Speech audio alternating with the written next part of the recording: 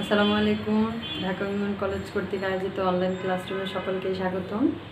আমি নাহিদা আক্তার, প্রভাষক, ব্যবস্থাপনা বিভাগ, ঢাকা উইমেন কলেজ। আজ আমি আমার বিবি অনার্স তৃতীয় বর্ষে ব্যবস্থাপনায় বিবি অনার্স তৃতীয় বর্ষ অধ্যয়নরত শিক্ষার্থীদের কোম্পানি আইন নিয়ে আমি আলোচনা করব। কোম্পানি আইনের ধারাবাহিক আলোচনা অনুযায়ী আজকে আমার অধ্যায় হচ্ছে চতুর্থ অধ্যায় নিয়ে আমি আলোচনা করব। আগেই বলেছিলাম তোমাদেরকে, চতুর্থ অধ্যায় হচ্ছে কোম্পানির যে দুটি মূল দলিল, একটা হচ্ছে স্মারকলিপি আর একটা হচ্ছে পরিমেয় নিয়মাবলী। এই দুইটা নিয়েই এই অধ্যায়ের নামই সঙ্গ স্মারক ও সঙ্গবিধি। তো স্মারকলিপির আরেক নামই হচ্ছে কি সঙ্গ স্মারক, বা ইংরেজিতে বলা হয় মেমোরেন্ডাম অফ অ্যাসোসিয়েশন। কেমন? মেমোরেন্ডাম অফ অ্যাসোসিয়েশন বানানটা একটু মনে রেখো তোমরা। মেমোরেন্ডাম অফ অ্যাসোসিয়েশন, এটার ইংরেজি হচ্ছে কিসের? সঙ্গ স্মারকের ইংরেজি প্রতিশব্দ হচ্ছে মেমোরেন্ডাম অফ অ্যাসোসিয়েশন অথবা স্মারকলিপির ইংরেজি প্রতিশব্দ এটি। তো স্মারকলিপি কি তোমরা পূর্বে জেনেছো। স্মারকলিপি হচ্ছে কোম্পানির মূল দলিল বা সংবিধান, যাতে কোম্পানির যাবতীয় বিষয়বস্তু উল্লেখ থাকবে, অর্থাৎ একটি কোম্পানি কীভাবে পরিচালিত হবে, কোম্পানির মালিক কে হবে, মালিকদের মূলধন কেমন থাকবে, দায় কেমন থাকবে ইত্যাদি বিষয় নিয়ে কোম্পানির যে দলিলে সম্পূর্ণ বিষয় নিয়ে উল্লেখ থাকবে সেটাই হচ্ছে স্মারকলিপি। স্মারকলিপিকে বলা হচ্ছে কি কোম্পানির সংবিধান, অর্থাৎ যেটার আলোকে কোম্পানি কী হবে, পরিচালিত হবে। তো স্মারকলিপি সম্পর্কে 1994 সালের কোম্পানি আইনের 2-1 F ধারায় বা প ধারায়, প ধারায় হচ্ছে কি আছে, মেমোরেন্ডাম বা স্মারকলিপি সম্পর্কে সংজ্ঞা দেওয়া আছে। তোমাদের সুবিধার্থে এখানে ধারাটা লিখেও দিয়েছি। তোমরা যেহেতু অনার্সে পড়ো, ধারা একটু ইম্পর্টেন্ট, ইন্টারমিডিয়েটে হয়তো এতটা ইম্পর্টেন্ট না, বাট তোমাদের জন্য ভালো নাম্বার ক্যারি করতে গেলে অবশ্যই ধারাগুলো একটু মনে রাখতে হবে। যতটুকু ধারাভিত্তিক সত্যতার ভিত্তিতে তোমরা লিখতে পারবে, তত ভালো নাম্বার ক্যারি করতে পারবে। তো 2-1 ফ দ্বারা যেটা বলা হয়েছে, মেমোরেন্ডাম বা সঙ্গ স্মারক বলতে এই আইনের বিধান অনুসারে প্রণীত কোম্পানির মূল দলিল, সঙ্গ স্মারক বা পরবর্তীতে তার সংশোধিত রূপকে বোঝাবে। দ্যাট মিনস বোঝা যাচ্ছে যে সঙ্গ স্মারককে কিন্তু কী করা যায়, কোম্পানির প্রয়োজনে পরবর্তীতে পরিবর্তনও করা যায়। কেমন? তাহলে সঙ্গ স্মারকই হচ্ছে, আমরা আগেই বলছিলাম সঙ্গ স্মারক কয়টি ধারায় বিভক্ত? 6টি ধারায় বিভক্ত। সঙ্গ স্মারকে ধারার সংখ্যা মোট ধারা কয়টি? 6টি। কেমন? মোট ধারার সংখ্যা হচ্ছে 6টি। কি কি বলছিলাম? নাম ধারা 1 নম্বরে, 2 নম্বরে হচ্ছে ঠিকানা ধারা, 3 নম্বরে হচ্ছে উদ্দেশ্য ধারা, 4 নম্বরে হচ্ছে মূলধন ধারা, 5 নম্বরে দায় ধারা এবং 6 নম্বরে হচ্ছে সম্মতি ধারা। কেমন? তো এই 6টি ধারার সমন্বয়ে স্মারকলিপি গঠিত, অর্থাৎ যাকে কোম্পানির সংবিধান বলা হচ্ছে। সংবিধানের তাহলে মূল বিষয়বস্তু হচ্ছে কয়টি? 6টি। এটাতে কোম্পানির কি থাকবে? নাম থাকবে, তারপরে হচ্ছে তোমার ঠিকানা থাকবে, উদ্দেশ্য থাকবে, মূলধন থাকবে, দায় থাকবে, অর্থাৎ মালিকদের মূলধন কত থাকবে এবং দায়ের পরিমাণ কত থাকবে, সম্মতি অর্থাৎ প্রত্যেক উদ্যোক্তা পরিচালকের সম্মতিক্রমে এখানে কি থাকবে, স্বাক্ষর থাকবে এবং প্রত্যেকের সম্মতির একটি বিষয় এখানে উল্লেখ থাকবে। তারপরে তোমার এখানে অধ্যায়তে 2 নম্বর যে টপিকটা ছিল সঙ্গ স্মারক বা স্মারকলিপির আইনগত তাৎপর্য বা ফলাফল। তো এই ক্ষেত্রে তোমরা যে একটা কোম্পানিতে কেন স্মারকলিপি বা সঙ্গ স্মারক প্রয়োজন হয় সেটা একটু আলোচনা করবা। যেমন এখানে বেসিক যে ইম্পর্টেন্ট টপিকগুলো দেওয়া আছে, যে সঙ্গ স্মারকের শর্তগুলো দ্বারা কোম্পানি ও শেয়ার হোল্ডারদের মধ্যে একটি চুক্তি অর্থাৎ আইনগত বন্ধনের সৃষ্টি হয়। আর ক্ষমতা বহির্ভূত কার্য শেয়ার হোল্ডার বা পরিচালকরা সম্পাদন করলে তা আইনগতভাবে কী হবে, অবৈধভাবে পরিচালিত হবে। যেমন আমি বলছিলাম যে উদ্দেশ্য ধারার বাইরে যদি কোম্পানি কোনো কাজ সম্পন্ন করে তখন সেটাকে বলা হয় কি, ক্ষমতা বহির্ভূত কাজ। সর্বসম্মতি ক্রমে এখানে কি হয়, পরিচালক ও শেয়ার হোল্ডাররা একমত হয়ে সিদ্ধান্ত গৃহীত হয়।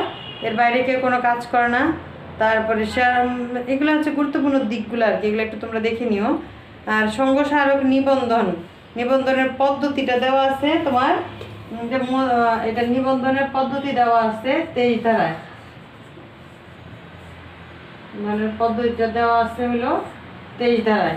তাহলে সঙ্গ স্মারকের নিবন্ধনের পদ্ধতি দেওয়া আছে 23 ধারায়। এটাও তেমন একটা ইম্পর্টেন্ট না, জাস্ট নিবন্ধন করতে গেলে কি লাগবে, একটা স্মারকলিপি তৈরি করতে হবে তোমাকে। হ্যাঁ, তো এখানে মূলত আলোচনার বিষয় যেটা স্মারকলিপির ধারাগুলা, যেমন নামধারার মধ্যে নামধারাটা হলো 11 ধারা অনুযায়ী নামধারা পরিচালিত হয়। নামধারাটা হচ্ছে কত ধারায়? 11 ধারায়। 1994 সালের কোম্পানি আইনের 11 ধারায় নামধারা সম্পর্কে বলা হয়েছে। তো নামধারায় নিবন্ধিত হবে যে নামে কোম্পানি, উক্ত কোনো বিদ্যমান কোম্পানির সাথে নামটা কী করতে হবে না, সঙ্গতিপূর্ণ হবে না। তারপরে সরকারি গেজেটে প্রজ্ঞাপন দ্বারা অনভিপ্রেত বলে ঘোষণা হয়েছে এমন কোনো নামে সরকার লিখিত পূর্ব অনুমতি ব্যতিরেকে কোনো কোম্পানি নিবন্ধন করা যাবে না। তারপরে হচ্ছে কোম্পানি আইনের ওই 11 ধারা অনুযায়ী 11-5 ধারা এটা আছে যে জাতিসংঘ বা ইউএনও বা জাতিসংঘ কর্তৃক গঠিত এমন কোনো অঙ্গ সংস্থা বা বিশ্ব স্বাস্থ্য সংস্থা হু এর নামের সাথে বা শব্দ সংক্ষেপের সাথে সম্পৃক্ত এমন কোনো নাম তোমার কোম্পানি রাখতে পারবে না তুমি। হ্যাঁ, আর ব্রিটিশ রাজারানীর সাথে তো এটা বলাই আছে প্রথমেই যে সঙ্গতিপূর্ণ এমন কোনো নাম রাখা যাবে না। আর পরবর্তী যে ধারাটি সেটা হচ্ছে কি অবস্থান বা ঠিকানা দ্বারা। পূর্বে বলা হয়েছিল যে কোম্পানি যখন নিবন্ধিত হবে অবশ্যই কোম্পানির কি লাগবে, ঠিকানা লাগবে। তাহলে নিবন্ধিত ঠিকানা অনুযায়ী কোম্পানির প্রধান কার্যালয় বা প্রধান অফিস পরিচালিত হবে।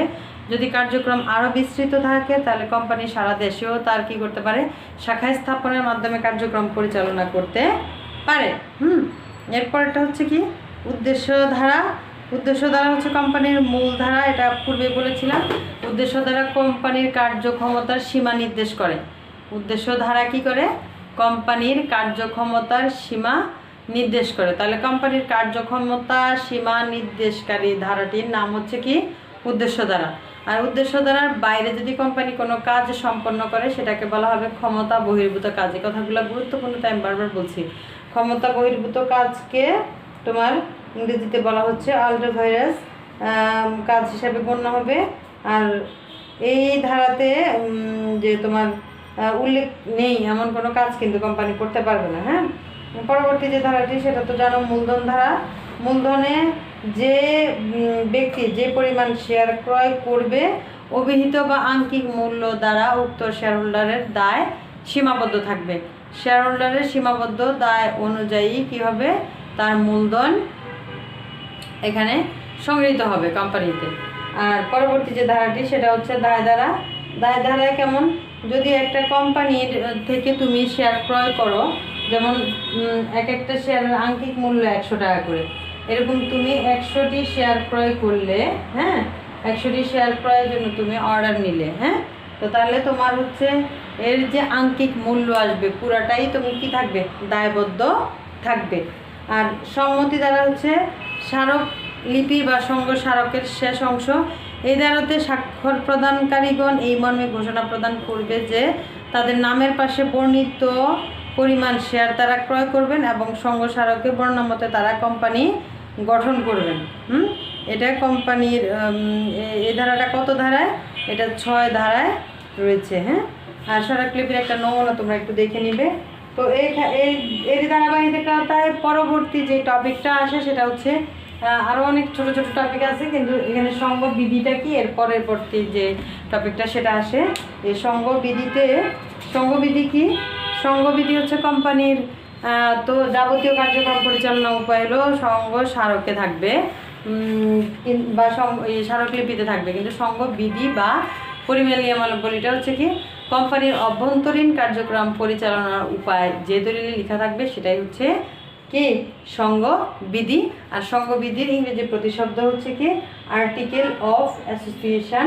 এটা বিভিন্ন নামেই থাকবে, যেমন সঙ্গবিধি থাকতে পারে, পরিমেয় নিয়মাবলী থাকতে পারে, তফসিল 1 নামে থাকতে পারে, আবার ইংরেজিতে টেবিল 1 বলা হয়। এগুলা তফসিল 1 বা টেবিল 1 সরাসরি 1994 সালের কোম্পানি আইনেই রয়েছে। ঠিক আছে, এখন তুমি চলে আসো তোমরা যে এই স্মারক সঙ্গবিধি সঙ্গবিধিটা এবং স্মারক লিপির মধ্যে পার্থক্য কি, এটা একটু জানার বিষয়। যেমন সঙ্গবিধিতে তোমার গুরুত্বপূর্ণ যে বিষয়গুলো, যে সঙ্গবিধির মধ্যে গুরুত্বপূর্ণ যে বিষয়গুলো উল্লেখ থাকে সেটা হচ্ছে কি, সঙ্গবিধি হলো তোমার তাহলে কত সালের ধারা 1994 সালের 18 ধারায় এটা সম্পর্কে বিস্তারিত উল্লেখ আছে। সঙ্গবিধি সম্পর্কে বিস্তারিত উল্লেখ আছে কোথায়? 18 ধারায়। হ্যাঁ, 1994 সালের কোম্পানি আইনের 18 ধারা অনুযায়ী সঙ্গবিধি পরিচালিত হয়। তো সঙ্গবিধিতে মূলত দৈনন্দিন, যেহেতু বললাম যে অভ্যন্তরীণ কার্যক্রম পরিচালনা উপায়, তাহলে 1 নাম্বারটা হচ্ছে দৈনন্দিন কার্য পরিচালনা থাকে, পরিচালক সংক্রান্ত নিয়মাবলী লেখা থাকে, অন্যান্য কর্মকর্তা ও প্রতিষ্ঠান নিয়োগ সংক্রান্ত নিয়মাবলী লেখা থাকে, শেয়ার মালিক সংক্রান্ত নিয়মাবলী লেখা থাকবে। তারপরে তোমার মূলধন সংক্রান্ত বিষয়াদি ওই স্মারকলিপিতে যেগুলো আছে সেগুলো এখানে তো আসতে হবে। শেয়ার সংক্রান্ত নিয়মাবলী, প্রতিটি শেয়ারের মূল্য কত, শেয়ারের বিক্রয়ের কমিশন কত, তলবি মূল্য কত, অনাদায়ী কত ইত্যাদি বিষয়গুলো এখানে উল্লেখ থাকবে। সভা সংক্রান্ত নিয়মাবলী, কোম্পানির ক্ষেত্রে কী কী সভা রয়েছে, কোম্পানি কতগুলো বিধিবদ্ধ দায়িত্ব পালন করে, তার মধ্যে বার্ষিক সাধারণ সভা এবং জরুরি সভা কোম্পানি কল করে, এই সভাগুলো সম্পর্কে এখানে বিস্তারিত থাকতে হবে। হিসাব রক্ষণ ও নিরীক্ষণ পদ্ধতি থাকতে হবে। তারপরে লভ্যাংশ সংক্রান্ত নিয়মাবলী, যে কোম্পানি তোমরা ফিনান্সও অঙ্ক করছো যে কোম্পানি এই বছর জিরো প্রবৃদ্ধি অর্থাৎ প্রবৃদ্ধি না দিয়ে কোম্পানি কী করছে, শুধুমাত্র 10% লভ্যাংশ ঘোষণা করছে, তাইলে লভ্যাংশের পরিমাণ কেমন বাড়াচ্ছে, তারপরে সেটার সাথে প্রবৃদ্ধির হার কেমন দিচ্ছে, তারপরে লভ্যাংশ কখনো লভ্যাংশের পরিবর্তে বোনাস শেয়ার দেওয়ার ঘোষণা আসছে কিনা, এসব ব্যাপারগুলো এখানে উল্লেখ থাকতে হবে। কোম্পানি ঋণ গ্রহণ, যদি ঋণ গ্রহণ করে থাকে ঋণ গ্রহণের ক্ষমতা কত এবং পদ্ধতি কি সেটা এখানে উল্লেখ থাকবে। তারপরে কোম্পানির নিজস্ব যে সিলমোহর সেটা তৈরি এবং ব্যবহার লেখা থাকবে। কোম্পানির বিলোপ সাধনের পদ্ধতি এখানে লেখা থাকবে এবং সংরক্ষিত তহবিল সম্পর্কে লেখা থাকবে। সংরক্ষিত তহবিল কি, যে সাধারণ মালিকদের একটা লভ্যাংশ থেকে একটা পার্সেন্টেজ কী করা হয়, কোম্পানি দুর্যোগকালীন সময় যেন ব্যবহার করতে পারে এর জন্য একটা তহবিল সৃষ্টি করা হয়, সেটাই হচ্ছে কি সংরক্ষিত তহবিল। আবার প্রয়োজনে প্রতিষ্ঠান যখন ক্রাইসিসে পড়ে যায় বা যে কোনো প্রয়োজনে সংরক্ষিত তহবিলকে কোম্পানি কী করতে পারে, ব্যবহার করতে পারে। এখন এই অধ্যায় থেকে মূল যে টপিকটা, সঙ্গবিধি এবং স্মারকলিপির মধ্যে পার্থক্য, এই দুইটার মধ্যে পার্থক্যটা গুরুত্বপূর্ণ। যে স্মারকলিপি এবং সঙ্গ স্মারকের মধ্যে হচ্ছে সঙ্গ স্মারক এবং সঙ্গবিধির মধ্যে পার্থক্য। তো সঙ্গ স্মারককে আমরা বলতেছি আরও কি নাম বলা যায়, স্মারকলিপি, মেমোরেন্ডাম অফ অ্যাসোসিয়েশন, এসব নামে এটাকে অভিহিত করা যায়। আর সঙ্গবিধিকে পরিমেল নিয়মাবলী, তফসিল 1, টেবিল 1, আর্টিকেল অফ অ্যাসোসিয়েশন নামে অভিহিত করা যায়। এখন এর গুরুত্ব কী আসলে, যেহেতু কোম্পানির সংবিধানই হচ্ছে স্মারকলিপি, এটা খুবই গুরুত্বপূর্ণ। পয়েন্ট আকারে যদি লিখো, গুরুত্ব দিয়ে প্রথমে লিখলা যে একটি কোম্পানির মূল দলিল বা সংবিধান বা সনদই হচ্ছে স্মারকলিপি বা সঙ্গ স্মারক, ঠিক আছে। আর সঙ্গবিধি হচ্ছে কোনটা, এই স্মারকলিপিকে সহযোগিতা করে যে দলিল, সুতরাং সেটাই হচ্ছে কি সঙ্গবিধি, অর্থাৎ এটাকে সহযোগী দলিল হিসাবে উল্লেখ করা যায়। গুরুত্ব বিবেচনা এটি দ্বিতীয় পর্যায়ে রয়েছে। আর বিষয়বস্তু, অবশ্যই স্মারকলিপির বিষয়বস্তুগুলো তোমরা এখন জেনেছো। এর বিষয়বস্তু হচ্ছে নাম, ঠিকানা, উদ্দেশ্য, মূলধন, দায় এবং সম্মতি। আর সঙ্গবিধিতে হচ্ছে কি অভ্যন্তরীণ পরিচালনা সংক্রান্ত যে নিয়মগুলো পূর্বে উল্লেখ করলাম এগুলো থাকবে। তারপরে বর্ণনা, এর তোমার হচ্ছে কোম্পানির মূল বিষয়বস্তু সাধারণ ও সংক্ষিপ্ত বর্ণনা দেওয়া হয় এখানে, কোথায়, সঙ্গ স্মারকে। তারপরে হচ্ছে সঙ্গবিধিতে হচ্ছে কি থাকবে, অভ্যন্তরীণ নিয়ম নীতি বিশদ বর্ণনা থাকবে। তার তৈরির আবশ্যকতা, সঙ্গ স্মারক তো অবশ্যই তৈরি করতে হবে, কিন্তু সঙ্গবিধি হচ্ছে কি যদি তৈরি না করে 1994 সালের কোম্পানি আইনের তফসিল 1 নিতে চায় সেটাও নেওয়া যাবে। সম্পর্কের নির্দেশ, যে কোম্পানির সাথে শেয়ার হোল্ডার ও তৃতীয় পক্ষের সম্পর্ক নির্দেশিত হয় কিসের মাধ্যমে, সঙ্গ স্মারকের মাধ্যমে বা হচ্ছে স্মারকলিপির মাধ্যমে। আর কোম্পানির অভ্যন্তরে নিয়োজিত বিভিন্ন পক্ষের পারস্পরিক সম্পর্ক নির্দেশিত হয় কিসের মাধ্যমে? সঙ্গবিধি বা হচ্ছে পরিমাণ নিয়মাবলীর মাধ্যমে। ক্ষমতার নির্দেশ করে যে কার্যক্ষমতার সীমা নির্দেশ করে স্মারকলিপি। আর তোমার হলো অভ্যন্তরে নিয়োজিত প্রত্যেকের সাথে প্রত্যেকের সম্পর্ক কতটুকু তার ক্ষমতা নির্দেশ করে কে? পরিমেল নিয়মাবলী অথবা হলো সঙ্গবিধি। কেমন? তারপরটা তুমি হচ্ছে আইনগত অবস্থান দিয়ে বলতে পারো। আইনগত বিচারে সঙ্গ স্মারক প্রথম বা মুখ্য দলিল, আর আইনগত বিচারে ওইটা হচ্ছে দ্বিতীয় বা পরবর্তী দলিল আর কি। হ্যাঁ, তো তারপরে হচ্ছে তৈরি ও নিয়ন্ত্রণ। সঙ্গ স্মারক কোম্পানি আইন অনুযায়ী তৈরি ও নিয়ন্ত্রিত হয়, সঙ্গবিধিও কোম্পানি আইন অনুযায়ী তৈরি ও নিয়ন্ত্রিত হয়, কারণ এখানে তফসিল 1 বা টেবিল 1 সরাসরি কোম্পানি আইনে দেওয়াই আছে। নিবন্ধন, এই দলিল সকল ক্ষেত্রে বাধ্যতামূলক নিবন্ধন হয়, অর্থাৎ সঙ্গ স্মারক নিবন্ধিত হতে হবে, আর স্মারকলিপি নিবন্ধিত হতে হবে, আর সঙ্গবিধি নিবন্ধন বাধ্যতামূলক নয়। অংশীদার আইনের মতো নিবন্ধন বাধ্যতামূলক নয়, তবে হলে ভালো হয়। ঠিক আছে। বিরোধ নিষ্পত্তি, সঙ্গ স্মারক ও সঙ্গবিধির মধ্যে কোনো বিরোধ দেখা দিলে সেক্ষেত্রে সঙ্গ স্মারকেরটাই বহাল থাকবে, অর্থাৎ সঙ্গ স্মারক বা স্মারকলিপিতে যেটা উল্লেখ আছে, যেহেতু এটা সংবিধান, সেটা অনুযায়ী এটা হবে, তোমার মীমাংসা হবে। ঠিক আছে। তারপরে বিরোধের ক্ষেত্রে এই দলিল সংশোধন করা আবশ্যক বিবেচিত হয় কোনটা? সঙ্গবিধিটা। পরিবর্তন হলো সঙ্গ স্মারক বিশেষ প্রস্তাব পাশ করে সাধারণ শেয়ার হোল্ডারদের সবাই বিশেষ প্রস্তাব পাশ করে ক্ষেত্র বিশেষে আদালত বা সরকারের অনুমতি নিয়ে এটা কি করা যায়? পরিবর্তন করা যায়। হ্যাঁ, আর সঙ্গবিধি যেটা, সেটা সাধারণ সভা আইন পাশের মাধ্যমেও কিন্তু পরিবর্তন করা যায়। ক্ষমতা বহির্ভূত কাজ, এদের উল্লেখিত ক্ষমতা বহির্ভূত কাজ কখনো আইনগতভাবে বহাল হয় না। কোনটাতে? স্মারকলিপিতে। আর স্মারকলিপি বহির্ভূত হলে কি হয়? শেয়ার হোল্ডারদের সবাই প্রস্তাব গ্রহণের মাধ্যমে তা বহাল থাকে, সেটা হচ্ছে কি? সঙ্গবিধিতে।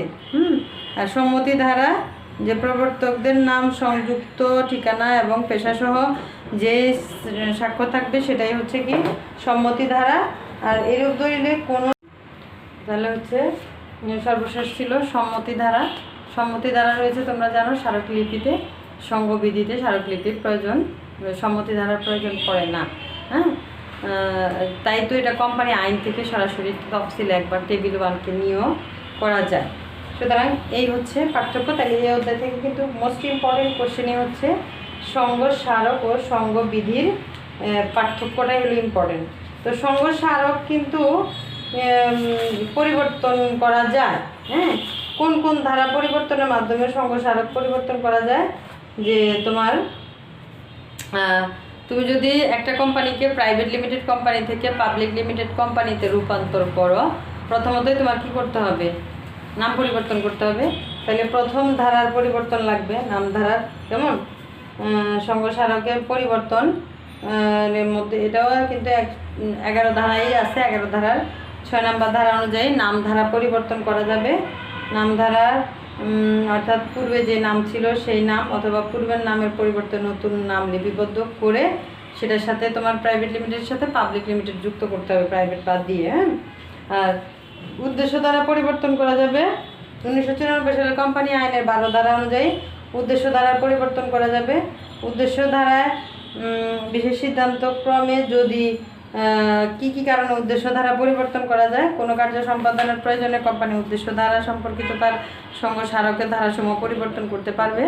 অধিক ব্যয় সংকোচন, মানে ব্যয় যদি কমাইতে চায়, ব্যবসা পরিচালনা দক্ষতা বৃদ্ধি, নতুন অথবা উন্নতর উপায়ে কোম্পানির প্রধান উদ্দেশ্য সাধনের জন্য, স্থানীয় কার্যক্ষেত্রে পরিবর্তন করার জন্য, অর্থাৎ স্থানীয় কার্যক্ষেত্র বাড়ানোর জন্য, এমন কোনো নতুন ব্যবসা আরম্ভ করার জন্য যা কোম্পানি বর্তমান ব্যবসার সাথে লাভজনকভাবে যুক্ত করা যায়। সঙ্গ স্মারকে উল্লেখিত কোনো উদ্দেশ্য দ্বারার পরিবর্তনে এই যে বিশেষ সিদ্ধান্ত গ্রহণ করে উদ্দেশ্য দ্বারা পরিবর্তন করা যায়, অথবা আদালতের অনুমতি গ্রহণ করে করা যায়, অথবা হচ্ছে তোমার নিবন্ধকের নিকট দলিলপত্র দাখিল করেও করা যায়। এটা 15 ধারা উল্লেখ রয়েছে। হ্যাঁ, আর আরও 2টি ধারা পরিবর্তন করা যায়। একটা হচ্ছে অবস্থান ধারা, আর একটা হচ্ছে কি? মূলধন ধারা। তো অবস্থান বা ঠিকানা ধারার পরিবর্তন 12 ধারা অনুযায়ী বর্ণিত আছে যে কোম্পানি যদি ব্যবসায় নতুনভাবে সম্প্রসারণ করতে চায় বা নতুন জায়গায় স্থানান্তর করতে চায় তাহলে অবস্থান ধারাও পরিবর্তন করতে পারে। তো আর মূলধন ধারার পরিবর্তন অর্থাৎ তুমি প্রাইভেট থেকে যদি পাবলিকে হয় অবশ্যই তো মূলধন ধারার পরিবর্তন আনতেই হবে, সেই সাথে দায়ের পরিবর্তন হবে। তো তাহলে দেখো সারিটিপিতে রয়েছে 6টি ধারা, 6টি ধারা দিয়ে সংবিধান প্রণয়ন করা হবে, প্রণীত হবে। পরবর্তীতে যদি কোনো রকম পরিবর্তনের দরকার পড়ে তখন তাহলে 4টি ধারা পরিবর্তন আনলেই মোটামুটি কোম্পানি পরিবর্তন বা সংবিধান পরিবর্তন সম্ভব। সংবিধিত সেইভাবে তুমি কিছু পরিবর্তন আনা যায়, যে এটা তো আর একেবারে নিবন্ধিত নয়, কিন্তু সারাটিতে কিন্তু নিবন্ধিত, এটা বুঝতে হবে। তো তোমরা নিজেরা আরেকটু ভালোভাবে টেককেয়ারলি পড়ালেখা করো, যে আর এই সময়টাতে একটু ভালোভাবে সাবধানে থাকবা, সরকারি যে বিধিনিষেধ সেগুলো মেনে চলার চেষ্টা করবা। ওকে, সবাই ভালো থেকো, আল্লাহ হাফেজ, আসসালামু আলাইকুম।